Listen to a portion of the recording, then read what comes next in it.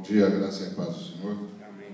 Privilégio muito grande estar aqui com os irmãos e irmãs nessa manhã. Muito obrigado à 8ª Igreja Presbiteriana, na pessoa dos seus pastores. Muito obrigado pela disposição dos irmãos e irmãs de estarem aqui.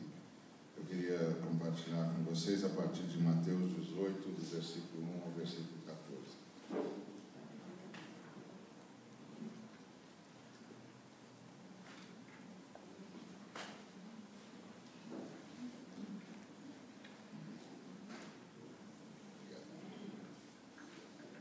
Naquela mesma hora, chegaram os discípulos ao pé de Jesus, dizendo: quem é o maior no reino dos céus? E Jesus, chamando o menino, o pôs no meio deles e disse: em verdade vos digo que, se não vos converterdes, se não vos fizerdes como meninos, de modo algum entrareis no reino dos céus. Portanto, aquele que se tornar humilde como este menino, esse é o maior no reino dos céus. Qualquer que receber meu nome menino, tal como esse, a mim me recebe. Mas qualquer que escandalizar um destes pequeninos que creem em mim, melhor lhe fora que se lhe pendurasse ao pescoço uma mó de azenha e se submergisse na profundeza do mar. Ai do mundo por causa dos escândalos, porque é mister que venham escândalos. Mas ai daquele homem por quem um escândalo vem. Portanto, se a tua mão ou o teu pé te escandalizar, corta-o e atira-o para longe de ti. Melhor te é entrar na vida coxo ou aleijado do que, tendo 2 mãos ou 2 pés, seres lançado no fogo eterno. E, se o teu olho te escandalizar, arranca-o e atira-o para longe de ti. Melhor te é entrar na vida com um só olho do que, tendo 2 olhos, seres lançado no fogo do inferno. Vede, não desprezeis algum destes pequeninos, porque eu vos digo que os seus anjos no céu sempre veem a face de meu Pai que está nos céus. Porque o Filho do Homem veio salvar o que se tinha perdido. O que vos parece? Se algum homem tiver 100 ovelhas e uma delas se desgarrar, não irá pelos montes, deixando as 99 em busca da que se desgarrou? E se porventura acharam, verdade vos digo que maior prazer tem por aquela que pelas 99 que não se perderam. Assim também não é da vontade de vosso Pai que está nos céus, que um destes pequeninos se perca. Em outras palavras, os discípulos chegaram na hora em que Jesus explicava a Pedro que Jesus, como filho do rei,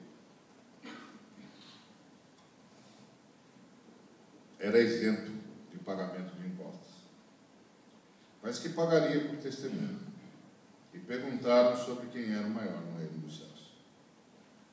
Jesus chamou um menino e o pôs no meio deles e disse: antes de quererem saber quem é o maior, vocês precisam se converter e se tornar como essa criança.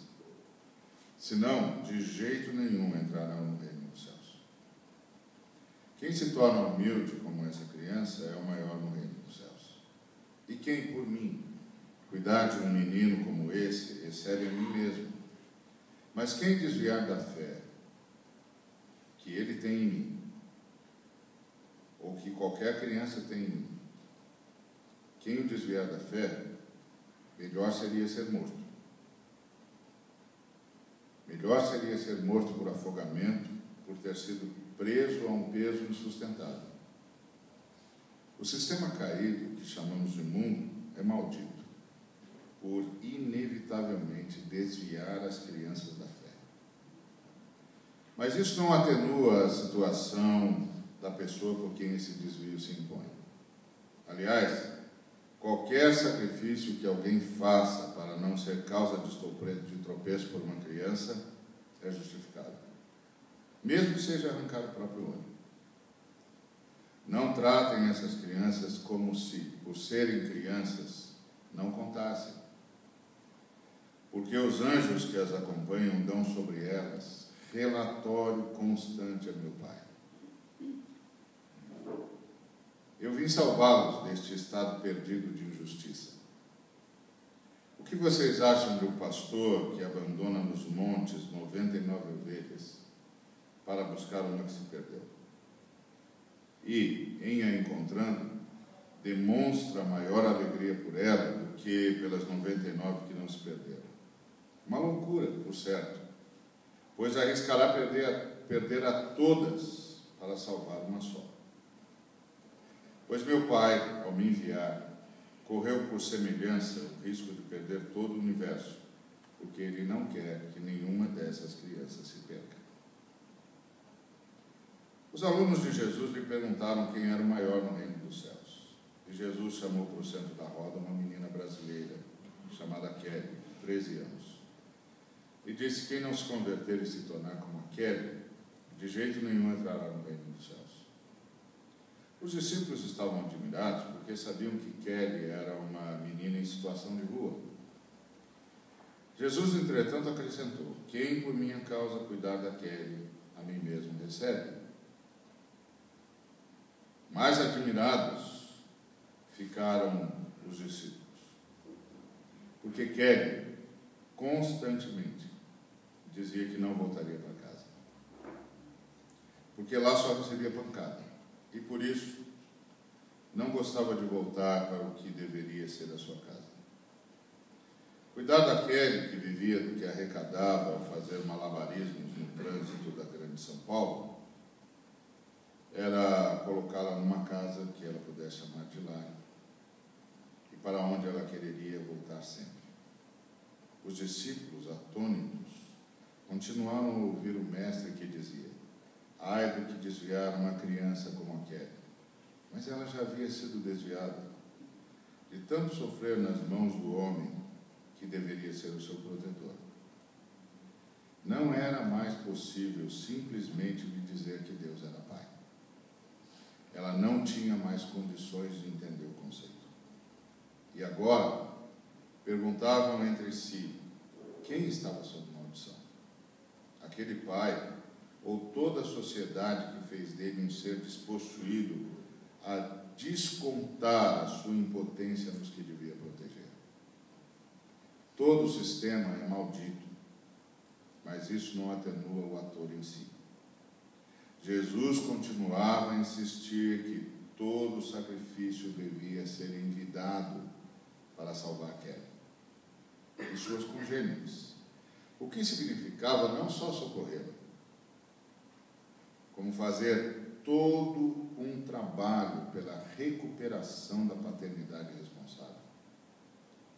Toda a ênfase pública teria de ser revista no que tange a política de empoderamento e de proteção da família, por meio da educação e da segurança, principalmente segurança econômica.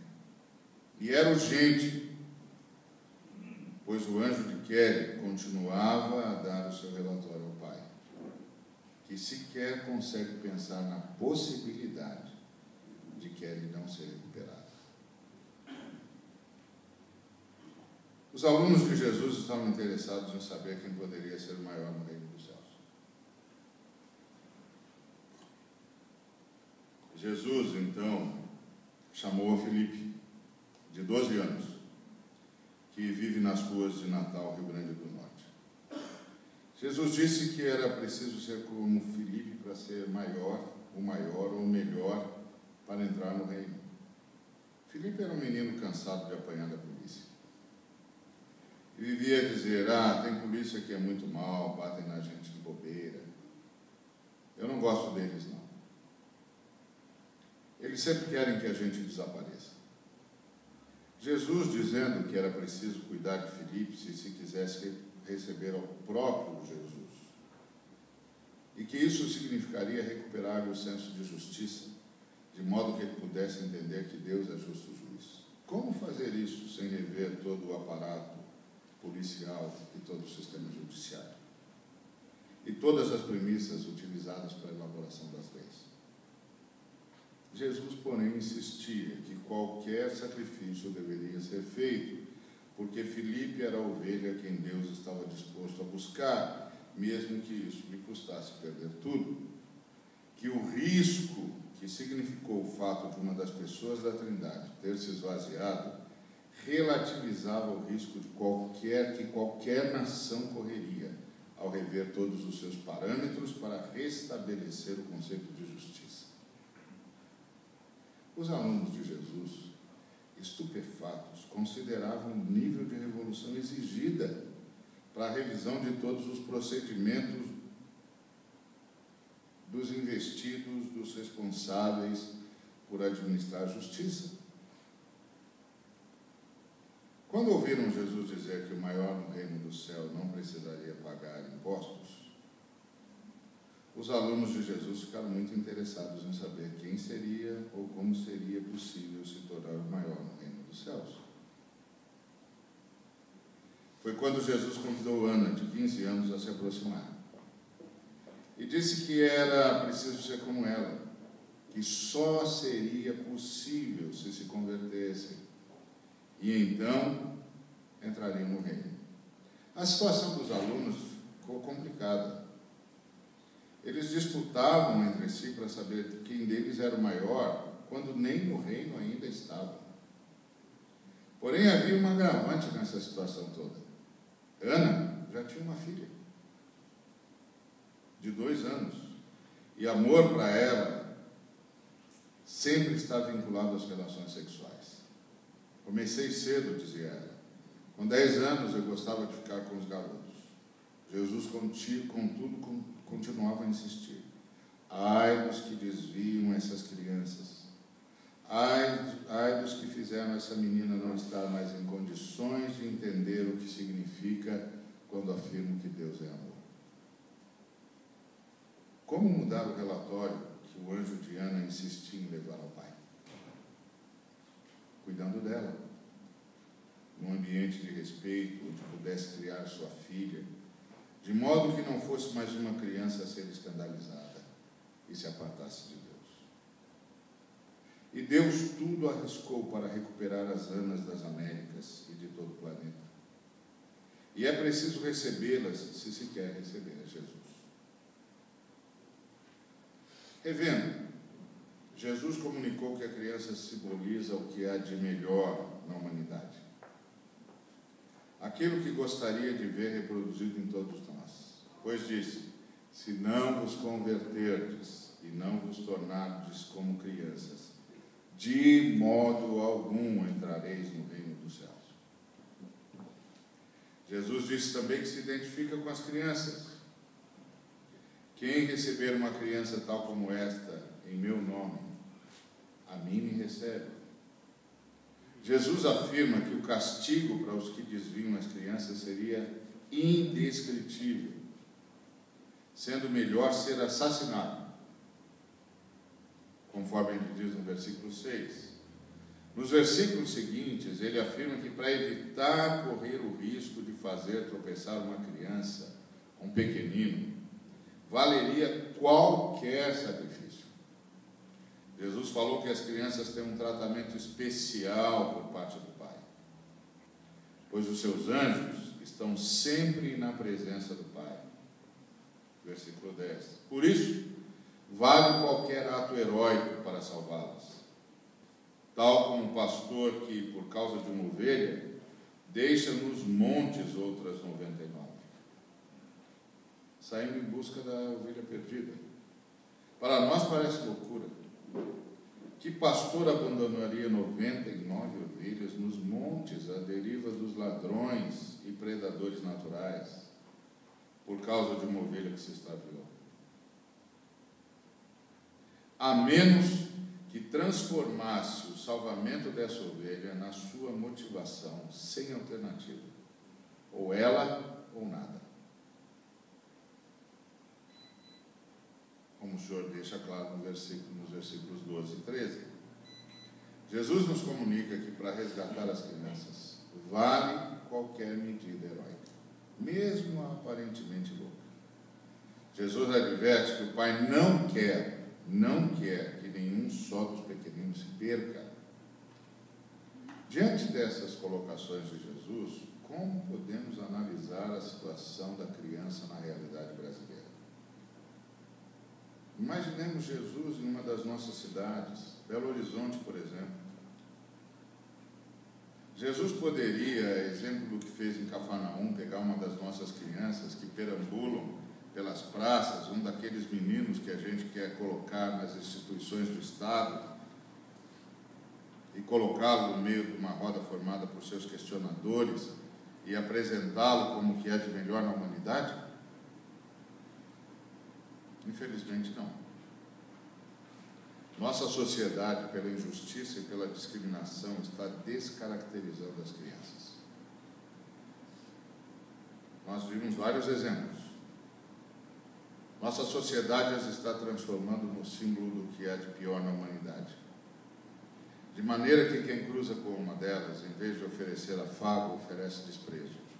Ao invés de abraço ou acolhida, oferece medo.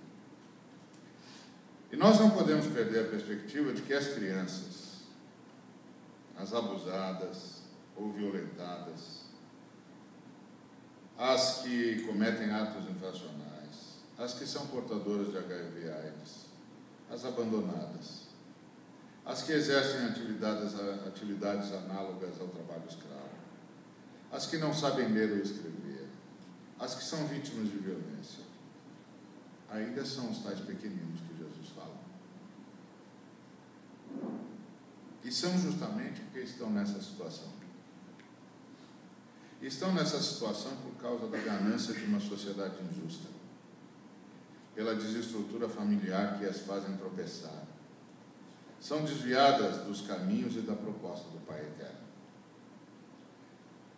O mais grave disto é como fazê-las entender Deus no meio das suas circunstâncias.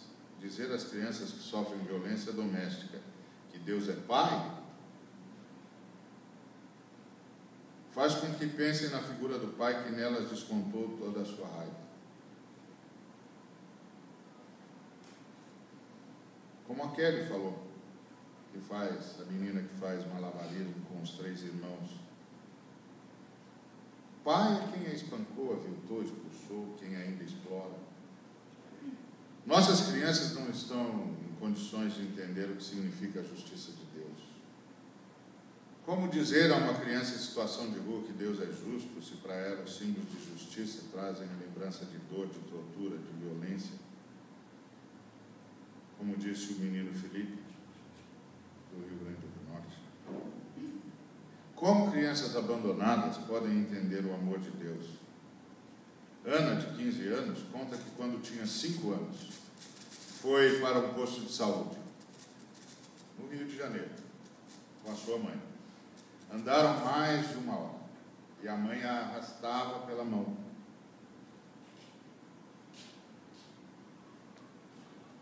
Eu estava cansada e minha mãe parecia não se importar. Teve uma hora que ela me colocou no colo e me senti, por 1 segundo, cuidada. Mas ela só me levantou para me oferecer para uma outra pessoa. A pessoa que estava do outro lado da calçada. Ela queria me dar, como deu o meu irmão para uma senhora no posto de saúde. Ana, como nós vimos, já tem uma filha de 2 anos e amor para ela é relação sexual.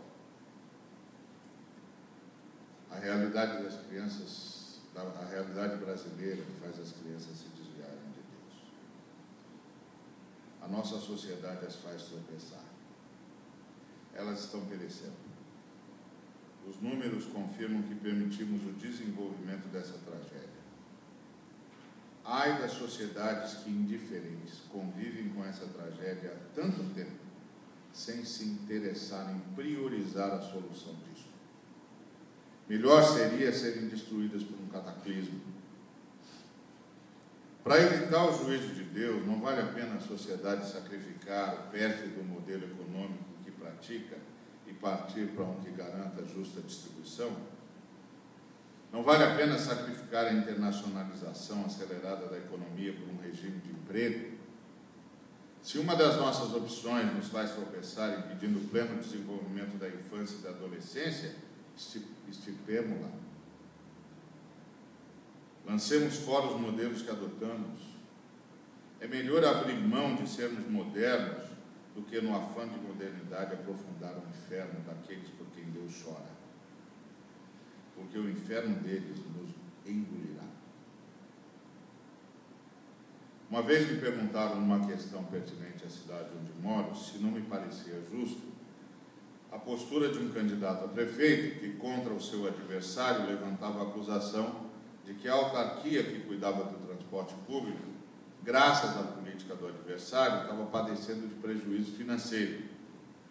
E eu respondi que o trabalhador, o usuário do transporte público, paga impostos, não para que as autarquias sejam lucrativas, ele paga impostos para ir sentado para o trabalho. Que motivação tem nossos governantes? O que os anjos dos pequeninos, que vêm constantemente à face do Pai, falam da nossa sociedade e dos nossos governantes? O que eles falam da nossa elite? O que eles falam da nossa igreja? O que eles estarão pedindo a Deus, senão justiça, enquanto clamam por sua misericórdia aos pequeninos? Que atos heróicos, como deixar as 99 ovelhas, devemos nós, a sociedade, fazer para escapar da ira de Deus? Tornar a criança e o seu bem-estar prioridade máxima de qualquer administração. Isso significa participar genuinamente do resgate da cidade, das comunidades carentes, com investimentos significativos na área de saúde, na área de educação, um novo modelo agrícola, uma nova forma de ocupação do solo. Como nós chegamos nesse ponto?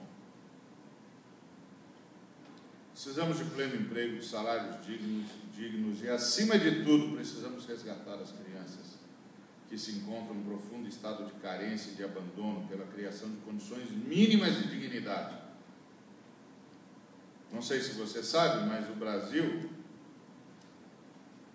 tem 74% de analfabetos funcionais. Sabe o que é isso? É mais ou menos 130 milhões de pessoas. 130 milhões de brasileiros só entendem até 50% do que leem. Se você tem 10% de analfabetos funcionais, você tem uma sobra estatística.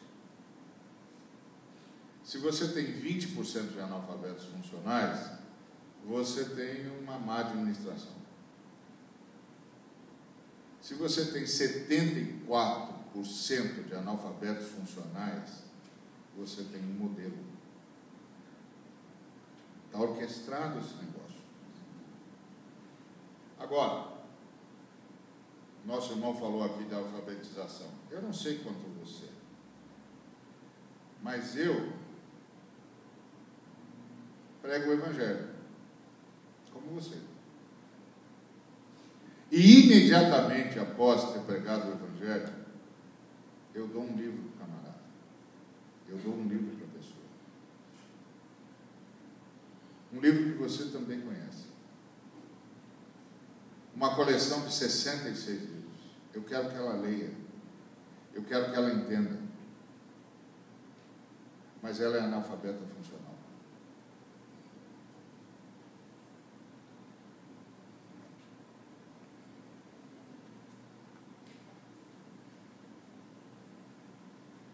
Esse negócio está orquestrado contra Deus.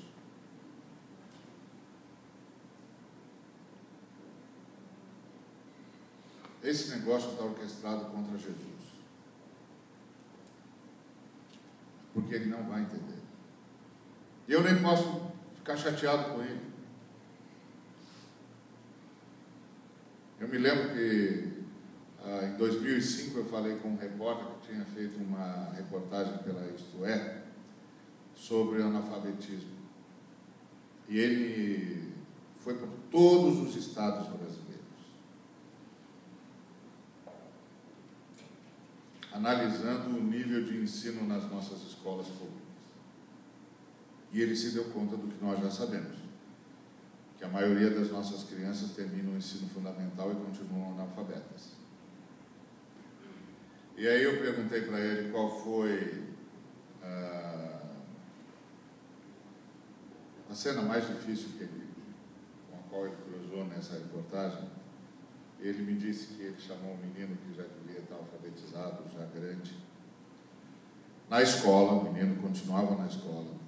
E ele deu um daqueles livretos que a gente compra para criancinha, quando a gente tem os filhos e a gente já quer estimulá-los a ler, a reconhecer imagens, a reconhecer palavras. Então a gente compra aqueles livros que tem muito mais imagem do que palavra, só para a criança ir se acostumando. Então ele deu para aquele menino, e o menino tentava ler e não conseguia. Aí tentava, não conseguia, tentava, não conseguia. De repente, o menino caiu num pranto profundo e começou a dizer: eu não consigo, eu não consigo, eu não consigo. O que você acha que Deus pensa disso? O que você acha que Jesus pensa disso? O que o Espírito Santo pensa disso?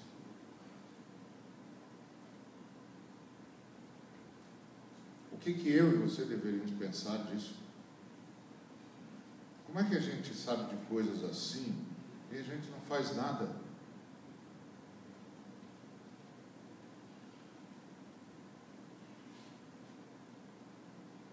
O que nós estamos querendo? Nós estamos querendo cair nas mãos do Deus vivo, como está escrito em Abacuque 10:31. Ai dos governantes que, em vez de cuidarem para que as crianças não sejam desviadas de Deus, só pensam em como fazer para as mandar para a cadeia mais cedo. E assim entregarem-nas de vez aos anjos caídos do inferno.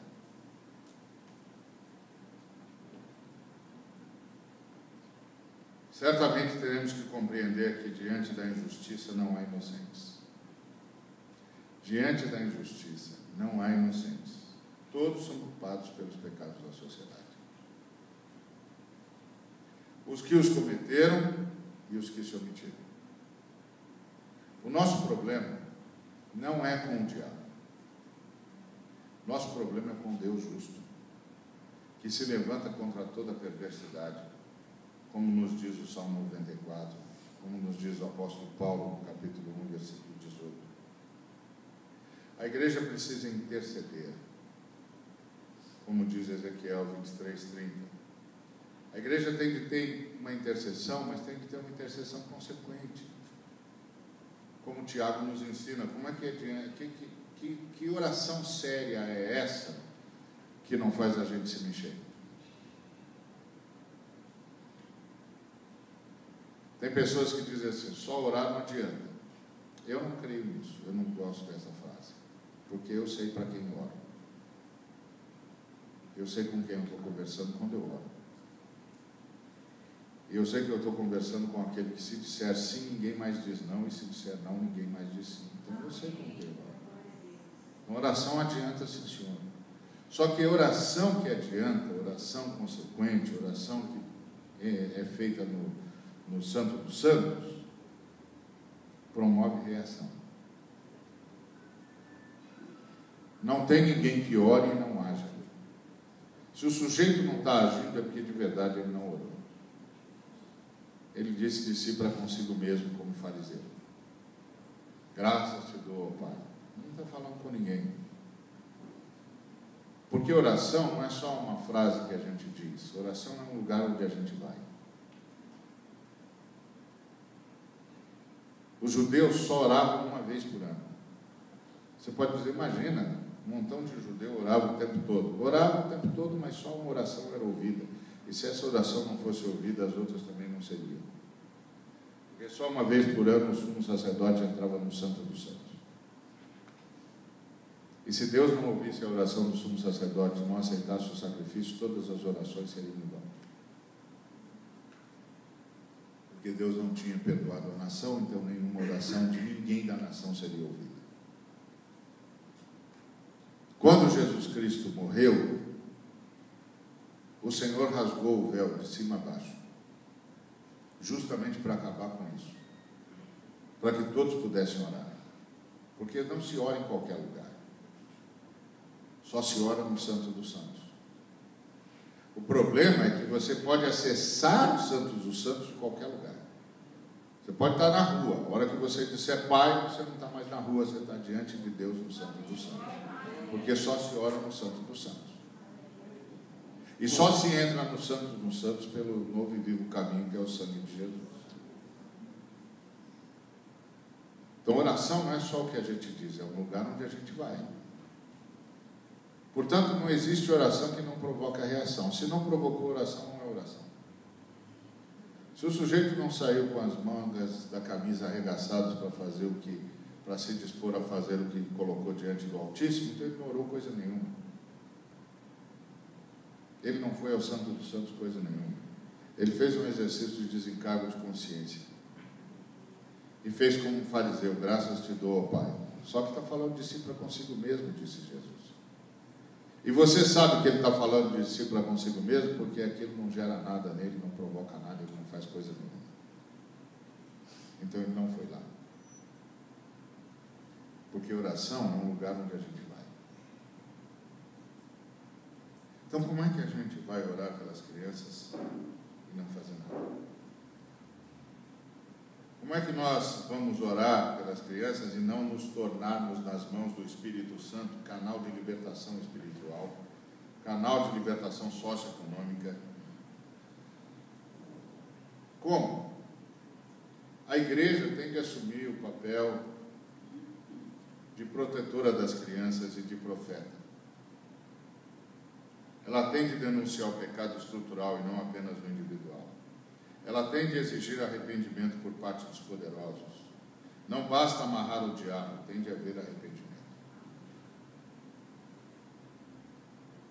Se não houver arrependimento, não houve nada. Pelo contrário, vai ficar pior ainda. Jesus Cristo disse à igreja que estava em Éfeso: lembra-te de onde caíste. Não é só se arrependa de ter perdido o primeiro amor. Não, se arrependa não, lembra, revê esse negócio aí. Não é mais para continuar fazendo o que você faz. Vai consertar o que você fez. Se arrependa. Não basta amarrar o diabo enquanto as crianças estão sendo assassinadas nas esquinas. A gente tem que se lembrar da palavra do Senhor Jesus Cristo. Assim, pois, não é da vontade de vosso Pai Celeste que nenhum destes pequeninos se perca. Lamentavelmente, levá-los a perecer em todos os sentidos tem se tornado a prática corrente da nossa sociedade. Sabe o que isso significa, irmãos e irmãs? Que a sociedade brasileira está sob risco iminente. E nós estamos provocando a ira de Deus.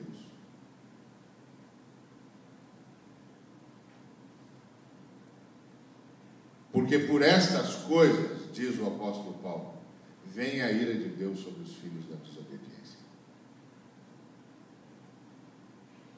Então, o que nós estamos pedindo é ajuda. Nós estamos pedindo ajuda para podermos prestar um relatório decente para Jesus Cristo a respeito das crianças que Ele tanto ama e que tanto Ele quer salvar. O que nós estamos pedindo para você é: nos ajude a fazer alguma coisa, nos ajude a mudar esse quadro, nos ajude a mexer com as políticas públicas. Sabe um dos ministérios da Visão Mundial? É treinar jovens para entender o que são as políticas públicas, para vigiarem o Estado e para cobrarem do Estado as suas responsabilidades, para que eles tenham acesso à educação com decência.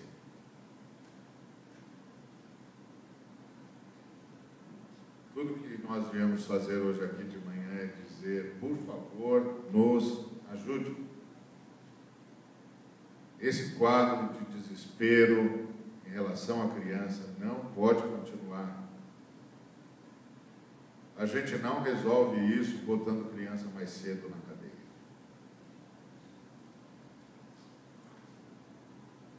Nós temos que mudar isso. O Jonathan falou do homem que nós conhecemos ontem, o irmão em Cristo. Um menino apadrinhado. Lembrava a foto que que recebeu dos padrinhos. Contou para a gente, a foto era assim, eles eram assim, assim. Escreveu a foto. Imagina um homem de 45 anos descrevendo uma foto que viu quando era criança. E depois entregou para a gente o cartão dele dizendo, eu sou empresário, eu estou à disposição. Se a gente não tivesse podido contar com aquela pessoa que ele viu na foto, eu não sei se nós o encontraríamos na igreja ontem. Eu não sei se nós encontraríamos aquele homem no culto como nós o encontramos. Eu não sei se nós o encontraríamos como empresário.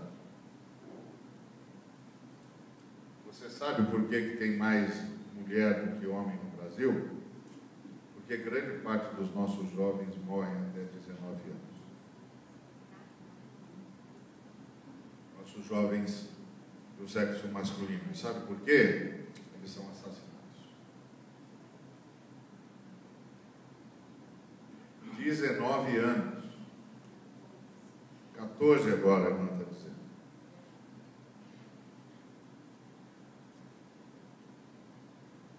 Irmãos, irmãs, eu sou pastor, sou um membro da igreja, amo a igreja de paixão, vivo a vida da igreja. Sou uma pessoa que vivo como você, crendo em Jesus, ensinando sobre Jesus. Mas muitas vezes eu fico olhando para a igreja, vendo um grupo enorme de seres humanos que não querem ser parecidos com Jesus. Isso é uma tragédia, porque ser salvo é se tornar igual a Jesus.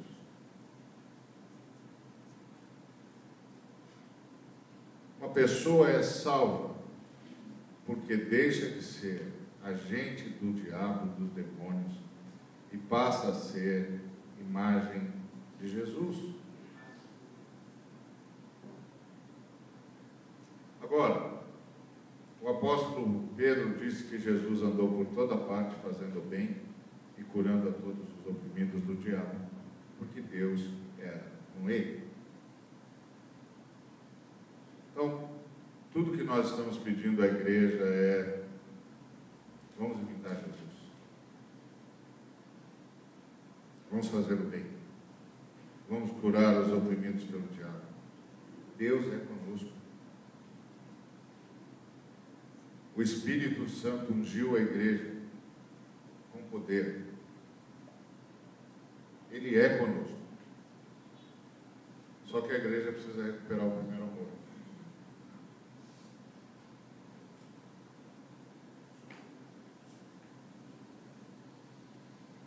A igreja precisa recuperar o primeiro amor, nós não podemos ficar gastando dinheiro com as coisas que a gente gasta. Eu quero terminar dizendo que em 1986 eu fiz uma profecia.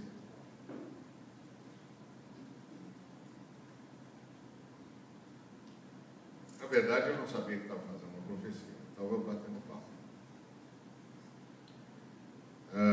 Nós estávamos com 80% de inflação ao mês. Tínhamos acabado de sair da ditadura. A situação estava muito difícil no país. Nós pegávamos o salário, íamos para o supermercado e saímos disputando com o moço da maquininha dos preços. Porque a gente ouvia o barulho da maquininha. A gente ia derrubando tudo que a gente podia dentro do carrinho do supermercado, porque amanhã, no dia seguinte, a gente não ia poder comprar a mesma coisa. E aí eu estava conversando com 2 colegas pastores.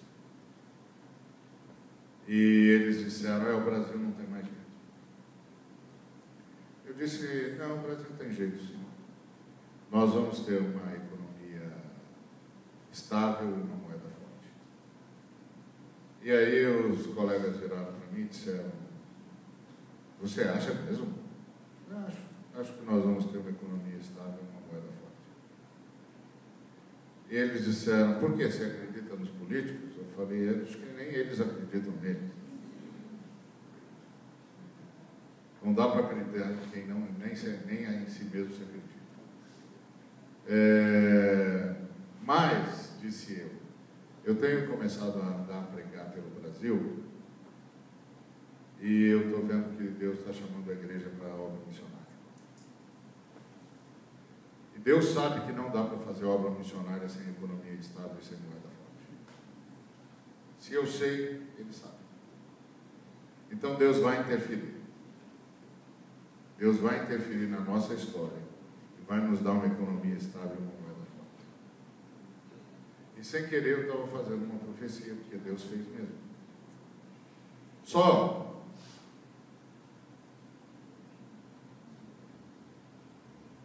que Deus fez para que nós fizéssemos missão.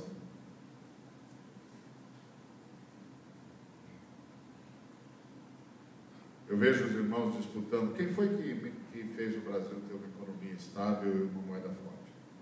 Aí o pessoal diz, não, foi o fulano de tal, não, foi o cicrano, não, foi o fulano de tal, não, foi o cicrano. Gente, quem tem as chaves do céu e do inferno, quem tem as chaves da história é Jesus. Quem Jesus usa não faz a menor diferença. A pergunta é, por que Jesus fez isso? Por que Jesus interferiu? Por que Jesus deu uma ordem e reverteu a história? A nossa história estava marcada. Um país que tem 80% de inflação ao mês está com a história marcada. Por que Jesus fez isso? Para que nós pudéssemos fazer missão. Para que nós pudéssemos salvar as crianças, para que nós pudéssemos enviar pessoas, para que nós pudéssemos causar um impacto no país. Pense nisso, que Deus nos abençoe.